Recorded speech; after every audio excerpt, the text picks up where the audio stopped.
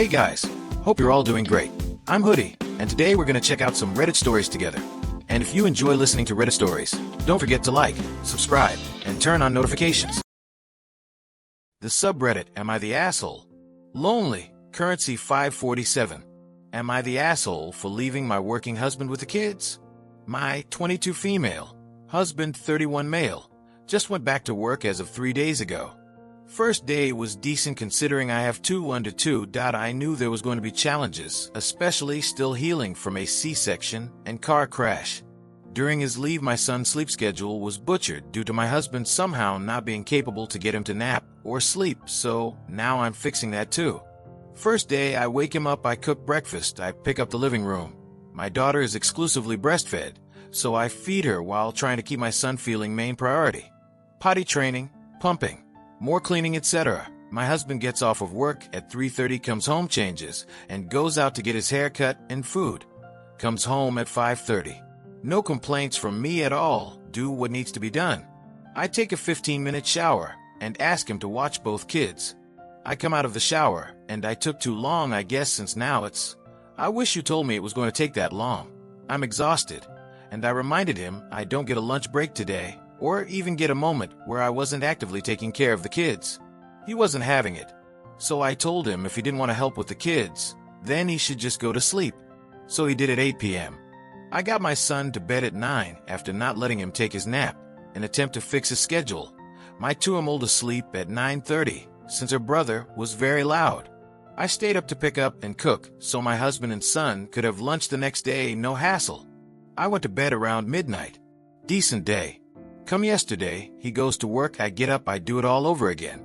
This time I have physical therapy at 4, so he has the kids alone until 5.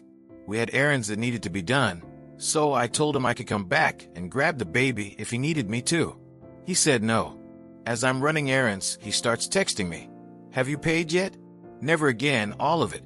I get home around 8, due to we live 25 minutes from town, and he won't even talk to me. He's mad because she wanted you. My son was in bed around 8, but my husband decided instead of sleeping for work, he'd stay up to play his game till midnight. My son wakes up and usually settles again during the night, but since his dad wasn't in bed, he went searching for him and stayed up. I told my husband I'm going to bed with the baby, or I will not be able to physically take care of them both tomorrow, and I get this text. So I watched them, so you can go out and do whatever you did, and you can't take him LOL. Wow. You know what you did today.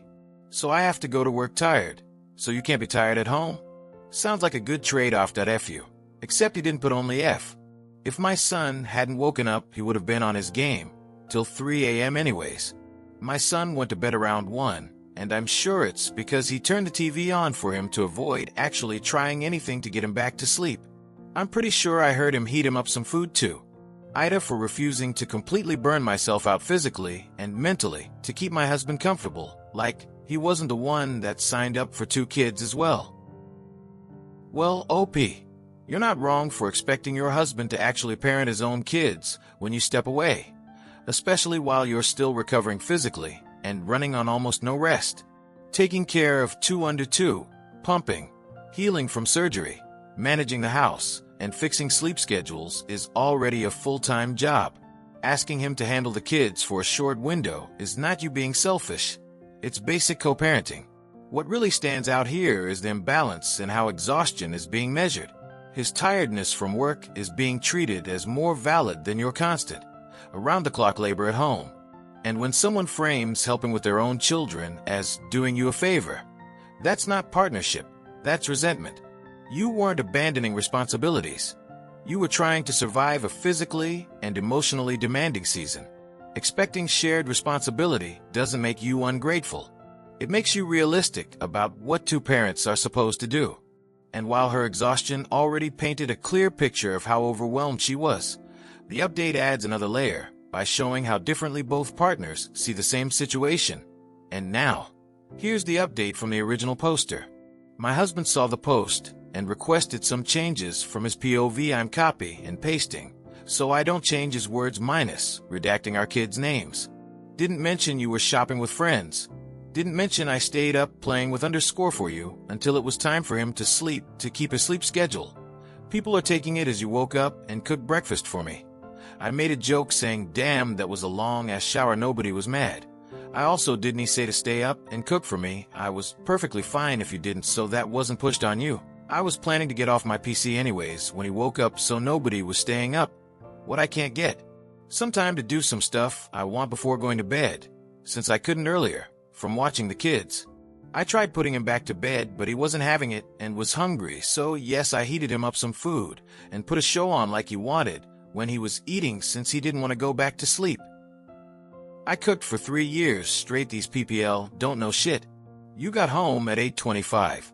For SHD we didn't need. To clarify and comment, I do mention that I brought friends, but with or without friends I needed things and would have shopped anyways. Whether he asked me to cook or not isn't a good argument, considering I still have to cook for my toddler regardless who eats what we do. The day he stayed up was the day he was home for 2.5 hours before going to sleep, and I asked him to help the toddler back to bed, and he put Cocomelon on, and there was no sleep schedule to keep since my husband had him going to bed at 2 a.m. when he was in charge of his sleep while on paternity leave. And there wasn't a joke, he said. I wish you would have told me it was going to take that long. The things we don't need included Tupperware, since half of it goes missing or gets left at work and trashed. Shoes for point. Hair ties, BC, I have none. A water bottle, BC, I'm dehydrated, and stuff to clean our pans. I genuinely don't know who thinks it's acceptable to let an almost 2-year-old watch TV, even though it's bedtime, but pop off. With this added information, I'll reword my question, since he thinks he did no wrong. Am I the Aholy for leaving my husband with our 2 kids and expecting him to do his part with their routines, even when I was gone for 4 hours, to come back to criticism and pettiness over having to wait in a 40-minute checkout line? Well, OP, the update doesn't really change the core issue. It just shows how differently both of you are interpreting the same events. He's focusing on technical details. How long you were gone, whether he planned to stay up anyway, whether the errands were necessary. But you're talking about something bigger, whether your needs and recovery are being taken seriously, and whether caring for the kids is viewed as shared responsibility or as a burden he's keeping score over. What worries me here isn't a 4-hour errand run or a long checkout line. It's the tone of the messages, the guilt tripping, and the idea that you should push yourself past your limits so he doesn't have to feel inconvenienced. That kind of dynamic burns people out fast, especially new mothers who are already physically vulnerable. This doesn't sound like a marriage where one partner is intentionally cruel, but it does sound like one where expectations, empathy, and respect are badly out of sync. You don't need permission to rest, to recover, or to ask your partner to step up. Parenting isn't about who's more tired. It's about whether both people are willing to carry the load when the other one can't. And right now, you deserve more support than you're getting. Okay, let's not waste any more time and move on to the next story. The subreddit, Am I the Asshole? Throra 6050. Am I the asshole for not wanting to see my ailing grandmother? I, 30 male, was just called by my father asking if I can come see my grandma for the holidays. For background, I have not seen my grandma in almost 10 years, not since I came out and exiled myself from the family. My family is pretty homophobic, and when I first came out I had a huge fight where my dad said he would not accept me. So I left the state my family lived in and haven't been back since. However, over the years my parents have come around, and my boyfriend and I even hang out with them during our vacations and holidays. Nevertheless, I have not told the rest of my family, aunts, uncles, cousins, etc. for 2 reasons. 1. I know they will not react well, and 2. My parents have asked me not to tell anyone as that would bring shame to our family. My one aunt has been known to spew hateful homophobic rhetoric, and I know if I were to see her during the holidays, I will get extremely confrontational. Fast forward to Christmas Eve, and my dad is saying my grandma is getting on in years, and she is constantly asking for me, even more so than usual. Every time she asks, my father asks if I can come, alone without my partner, and to just entertain her for 1 day. My grandma has a lot of money and will that my family is hoping to be in before she passes. I am the eldest son in a large Asian family, so she always favored me over my sister or other cousins, which MO is stupid, but that's besides the point. So they're asking me to play nice and not say or do anything that would upset her. I told my dad I have no desire to see our family, and that my grandma may very well pass without ever seeing me again. He got angry, saying that I am being childish and bringing shame to my family. In my perspective, I am trying to avoid the hardship of lying to her and the rest of the family about my life these past 10 years and the fact I am alone, without my partner, hanging out with family members that I know hate my existence. My partner's family, however, is very accepting of me, and we have seen them for the holidays for the past 4 years. So, am I the asshole for not wanting to see my family and my grandmother, who may not be around for much longer? Well, OP, you're not wrong for protecting yourself from a situation that has historically caused you pain.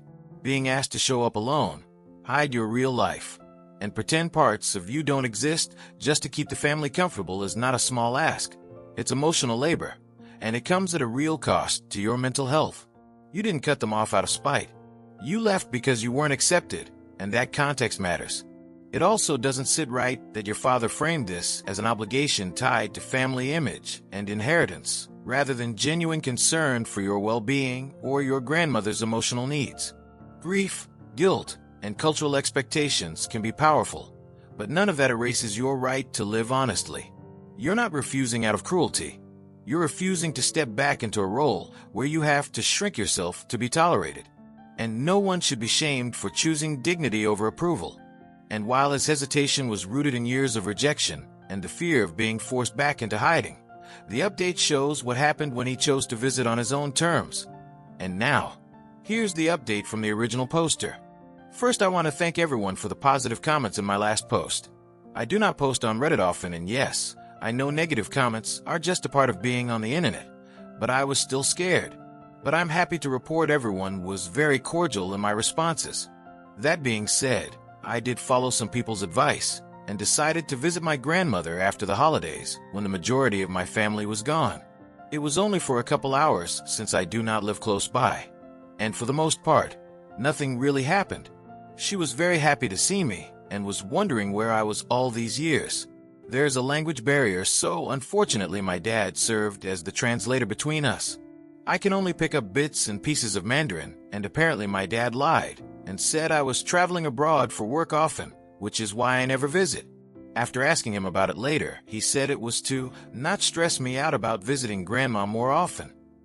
I'm not sure how to take that. It's a double-edged sword that I can see as both negatives and positives. My mother also spoiled for me that my grandma just had an annual checkup recently. Despite her being 91 years old, I actually didn't realize how old she's gotten. She's the picture of perfect health, according to her doctors, so I don't believe she will be passing on anytime soon like my father made a fuss about over the holidays. In the end, I was happy that I saw her. I'm glad I was able to make her happy, but I was upset I'm unable to converse with her. Some mentions about money and some other things, like her home, came up in conversation, but I couldn't understand everything my grandma and dad were talking about. But at the end of the day, I didn't really care. He can hash that out with her in private. I asked if in the future I decide to visit again if I could bring my partner, and my parents said that it's a possibility if I just mention he's just a friend. Cue the biggest eye roll is history for me, but I guess it's a step in the right direction. I feel like I should just learn how to say this is my boyfriend in Mandarin just to stick it to my family, but that's not something I want to do for now. I knew this visit wasn't going to be too bad, since I knew my homophobic aunt wasn't going to be here. My grandma actually never even brought up the topic of a girlfriend.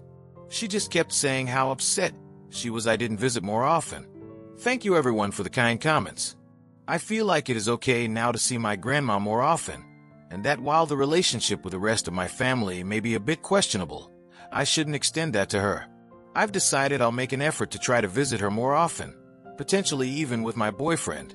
Well, OP, the update shows a lot of emotional maturity on your part. You found a way to see your grandmother that protected your boundaries while still giving her the comfort she wanted. And that's not an easy balance to strike. It's clear that your decision wasn't about punishment. It was about safety, honesty, and not reopening old wounds without good reason. The fact that you were willing to try, once the environment felt safer, says a lot about your character. What's bittersweet here is that the visit highlights how much of this pain comes from secrecy and family pressure, not from your grandmother herself. You shouldn't have to rely on half-truths or translation filters to exist in your own family. and it's understandable that that still hurts. But choosing to reconnect on your own terms doesn't mean you're excusing past harm. It means you're prioritizing what brings you peace right now. Moving forward slowly, and possibly including your partner someday, isn't weakness. It's you reclaiming control over how and when you show up. And that's exactly how healing usually happens, carefully, and on your own timeline. Okay, let's not waste any more time and move on to the next story. The subreddit, Am I the Asshole? Unlikely _ entrance 189. Am I the asshole for wanting to curse my mother-in-law out and tell her to move out? My mother-in-law is very sweet and very nice most of the time, but she treats me like a child a good 80% of the time. If I don't feel well, she will demand I do something right then and there. Like if I don't clean up after myself right away. Like cleaning a bowl and a spoon. She will demand I do it immediately.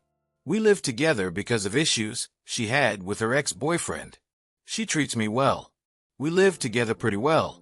We split rent. We do everything pretty much like normal people. Now this is where I feel like TA. She's been talking about this guy she met online a year ago and how she wants him to move in. Now my husband was away for business for a few months when we moved, and he is now home thankfully. We're trying to get used to having him in the house, and it's going great. And originally we thought he was going to be restationed in Georgia, so I was okay with this guy moving in because we would only be there for a month or so. Things are different now, and we are staying where we are. We are expecting our first kid. I have a stable job at a daycare which I love. Me and my Emile haven't talked about. I'll call him Bob. Bob moving in for a long time now. I have met this man, but the last 5 months she has been crying for the way Bob has been treating her. I don't feel comfortable, and I've told her this, and she is disregarding what I am saying. I am autistic, so this is challenging for me, and I do not like confrontation. But we are a growing family and need the space. She told us to put the baby in the large closet, and we can make it into a nursery, and that we don't need much space for a newborn. She's not respecting me. I feel trapped. She's quite rude to me most of the time, and talks down to me a lot. Now all I want to do is cuss her out and tell her to move out. I feel disrespected and disregarded. She won't listen to me about Bob, and even my husband doesn't want Bob to move in. I feel like I would be an asshole if I told her to move out. Well, OP, you're not wrong for feeling trapped and disrespected in your own home, especially while you're pregnant and trying to prepare for a baby. Being told to put your newborn in a closet so someone else's boyfriend can move in is not a small suggestion. That's a major boundary violation. Wanting space, privacy, and stability for your growing family isn't selfish. It's basic and reasonable. What makes this harder is that the behavior isn't just about housing. It's about control, being talked down to, ordered to clean on demand, and having your concerns brushed aside creates a dynamic where you're treated more like a child than an adult partner in the household. And the fact that even your husband doesn't want this man moving in should have been the end of the conversation. Wanting her to move out isn't about being cruel. It's about protecting your mental health and your baby's environment. And while her frustration already felt like it came from being ignored and pushed aside in her own home, the update shows just how deep the tension had really become. And now, here's the update from the original poster. Clarification. To everyone who is confused when I say she is nice 80% of the time, and then contradict myself, I apologize for misspeaking. I have had a hard time wrapping my thoughts together properly since I have been pregnant. What I mean by she is nice to me 80% of the time is that she does take care of me, kind of. If I am craving something, she will come home and surprise me with it, and after our fights, she is just abnormally nice. Yes, my percentages are not adding up, but it feels like she's upset or being mean with me, and then being nice to me because she maybe feels bad. I think that's where I am getting my 80% of niceness. Me and her get into a lot of arguments, but they are short, and then she is nice to me for a long period of the day. I am personally not good with putting down my thoughts as of recently. I just forget what I wanted to say and try to keep going. As for the housing situation, we live in an apartment, and it's a 1,200 feet 2-bedroom apartment. I moved in on my own while my husband was gone due to personal reasons with my family. The original plan was for me to move in and my mill helped me move, and when my husband got home to add him to the lease and just be us. But then my Mill broke up with her BF of 12 years and was sobbing to me looking for a way out. I talked to my husband about it, and we decided to let her stay there as long as she got on her feet, and actually tried. We had to add her to the lease, from what we were told by our building manager, since she was living there, so we did. My husband is added to the lease now as well. Now my husband has talked to his mom a lot. He is not happy with her at all. One night it got so bad, he kicked her out for the night and told her to go to her friend's house for space. I honestly do not know what happened because my husband told me he didn't want to stress me out further because it's bad for the baby. I dropped it because I genuinely don't like this drama. I swear the baby hates it too because I feel tiny kicks when I am stressed. My husband and I have talked to our apartment manager, and they told us we could remove her from the lease. My husband wants to, and to never talk to his mother again, but I feel really bad for her. Now for the update. My husband talked to his mom and told her if she doesn't move out in the next 2 months on her own terms, he will personally box her stuff up and make her move. I was taking a nap at this time as I should, and was told he said that. I woke up to a lot of fighting about me, calling me problematic and how we should move away since we are stable and can afford it. My husband asked how I was being problematic, and she listed off the following. I sleep and don't do much housework. I don't cook dinner every day, and me ordering food is filling the house up with weird smells. I am not nice to her dog, and won't take him out on walks while she's at work.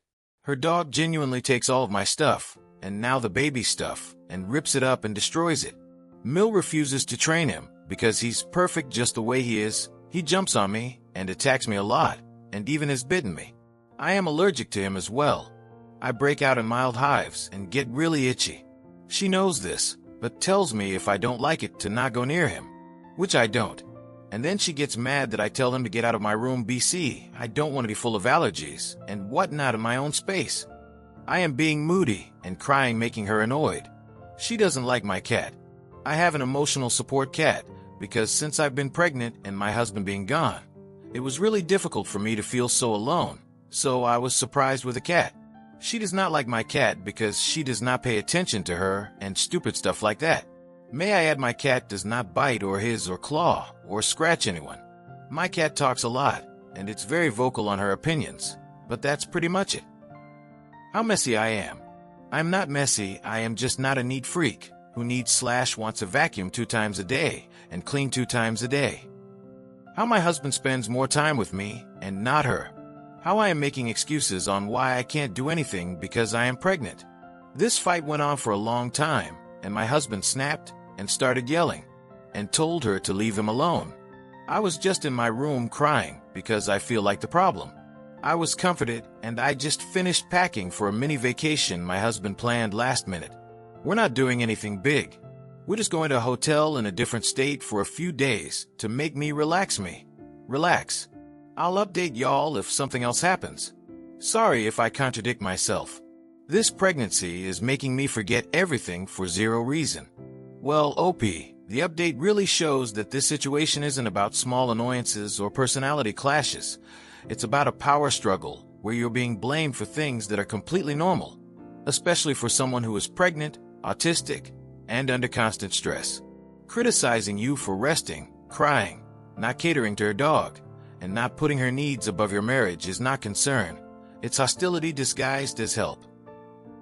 What stands out most is that your husband is finally drawing a firm line, and that's important. You shouldn't be the one carrying guilt for wanting peace in your own home. You didn't create this conflict by existing, by being pregnant, or by needing support. You didn't push her out. Her refusal to respect boundaries pushed the situation to this point. Feeling bad for her is understandable, but compassion does not mean sacrificing your safety, your comfort, and your child's stability. You deserve a home where you can rest, heal, and feel secure, not one where you're constantly walking on eggshells. And choosing that for yourself and your baby is not being an asshole, it's being a parent.